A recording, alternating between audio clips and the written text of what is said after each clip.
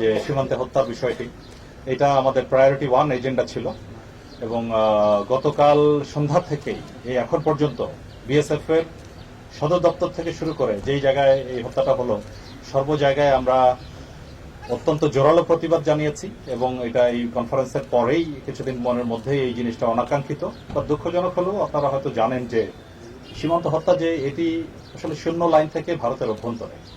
আমরা আপ্রাণ চেষ্টা করছি আমাদের এই অবৈধভাবে যেন ভারতের অভ্যন্তরে কেউ প্রবেশের চেষ্টা না করে।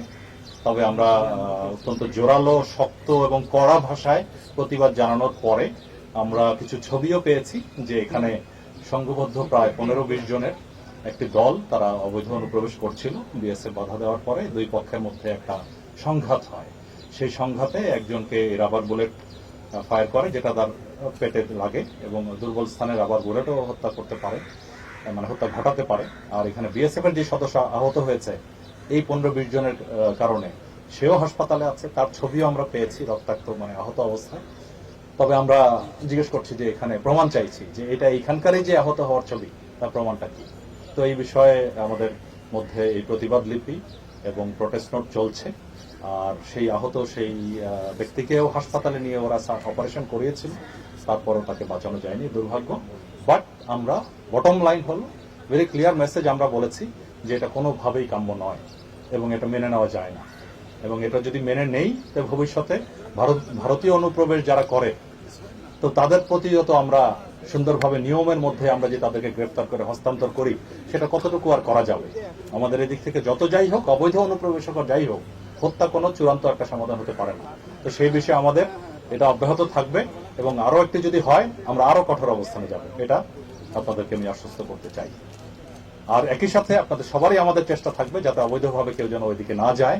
আমরা আপ্রাণ চেষ্টা করছি, প্রশাসন চেষ্টা করছে, স্থানীয় সবাই চেষ্টা করছে। তারপরও একটা কিছু কিছু ব্যক্তিকে আমরা ওই জিরো লাইন অতিক্রম করা থেকে বিরত রাখতে ব্যর্থ হচ্ছে অনেক সময়। বাট আমরা এই দুই দিকেই চেষ্টা করে যাবো। এক হলো বিএসএফ এর সাথে, আরেক হলো মানবাধিকার অর্গানাইজেশনের মাধ্যমে, তৃতীয় হলো যে কেউ যাতে পোস্ট না করে।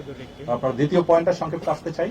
দেখুন, আপনারা একদিকে বলছেন আরাকান আর্মির জন্য সীমান্তে একটু আতঙ্কে আছে লোকজন, তো আবার আরাকান আর্মি যেন কিছু করতে না পারে। অন্যদিকে যদি আমরা যেটা কোনো একটা যে আরএসও আরসালা যা বলেন ওইটা যদি কোনো কিছু হয় সেদিকেও আপনাদের মানে আমরা যে কোনো একটা স্ট্র্যাটেজি অবলম্বন করতে হবে। তো কারণ আমাদের মূল লক্ষ্য হলো আমাদের সীমান্ত যাতে নিরাপদ থাকে, সীমান্তবর্তী এলাকায় জনগণ যেন নিরাপদ থাকে।